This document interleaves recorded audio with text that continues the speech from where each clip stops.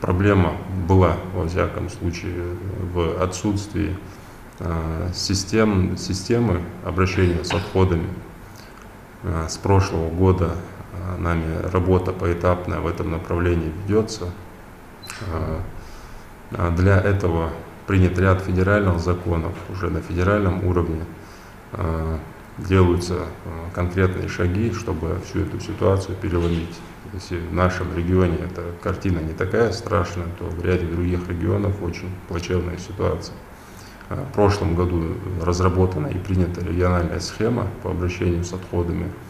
Она представляет из себя как бы паспорт субъекта, весь объем отходов, откуда они берутся, источники образования отходов, какой путь они проходят, это предприятия по перевозке отходов, и как они утилизируются, и где, в каких объектах инфраструктуры. И в соответствии с этой системой мы разработали, и он сейчас реализуется, инвестиционный проект, который предусматривает строительство 2 полигонов в республике, это в Сунже и в Малгобекском районе, в Вознесеновской, и завод по переработке отходов.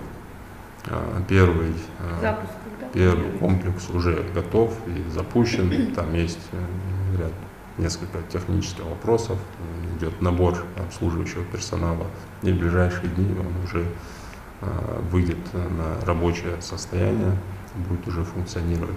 На тех участках, где была проведена инспекционная проверка нарушений, которые приводят к загрязнению экологии, специалисты Комитета по экологии и природным ресурсам не обнаружили. Тем не менее, экологи отметили, что муниципальный контроль, несмотря ни на что, должен осуществляться на высшем уровне и постоянно. Конечно, выезжали и по этому случаю, и по всем подобным обращениям и жалобам. У нас в комитете очень хорошо налажена связь обратная с населением, и все жалобы поступают подобного рода в основном к нам, в комитет экологии. Но хочу в очередной раз отметить, что вот эти вот вопросы, вот этих выброшенных пакетов, урн, это все проблема отсутствия надлежащего муниципального контроля. Вот именно муниципальные власти, администрации местных городов, районов, сельских поселений, они на своем уровне обязаны и организовать сбор и вывоз отходов, и должен быть соответствующий контроль муниципальный, постоянный на местах. Соответственно, если нет контроля, то последствия подобные происходят.